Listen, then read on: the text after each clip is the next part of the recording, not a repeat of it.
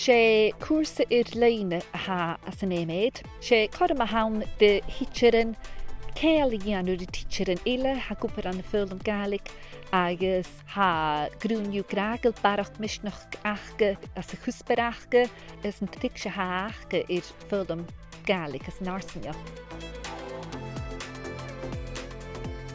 Chanig mi stay in a classes J a chùrsa dhéanú le tóir misnach agus le tóir dh'ionnsachadh ure, le tóir fisraigh ure agus ansa scol ach am inis ha húdún chin hukam nuair a ha céiste ná mi in Foghlam Bócaí nó nuair a ha céiste ná mi in Gadasin agus ha mi fáilcha in inis go bhfuil mi gléolach a thuhann d'oin asar agus gealcha bhrosnaigh ansa chlas, ansa scol, ansa choirsnach agus ma ha drugin orh a thuh une han chùrsa go massú búte agus go ma fóscailte agus súdin teachers an bhí sin a dhéanú.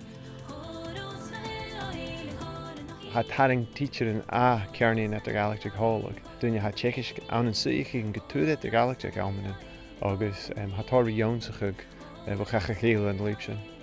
Ha cúteach go gáil fallhreis chuna chlásaigh achcha agus ha éidir bhí fiach an cútein ruúna hat dh'ionnsachadh chudann sas ans na leisan an achcha.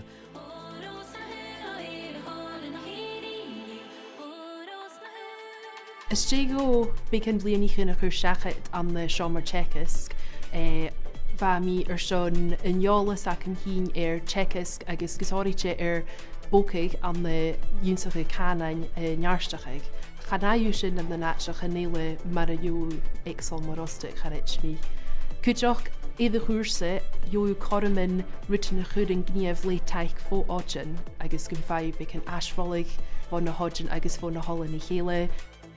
Ha fissam go bhfuil tidsearan uair go maith trang ach go fórstanach ha it go maith tuigseach ar sin iad a chùrsa seo ha bícin a bharach súbalteach ann a bhí a gopur ar leine agus go bhfuil in nópar roin teaching nó collegiac agus go bhaidh chom sin a dhéanamh nuair a ha freicears orstéin.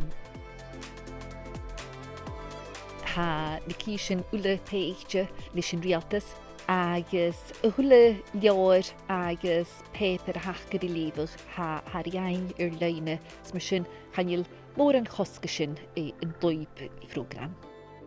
Ma ha agad ar an neolalas a hagad ar teagaisg an Foghlam Gàidhlig agus ar scill an cánan a leasachadh bhálinn go mór gaib ar chùrsa MEd dhéanú an seo ag Sabhal Mòr Ostaig.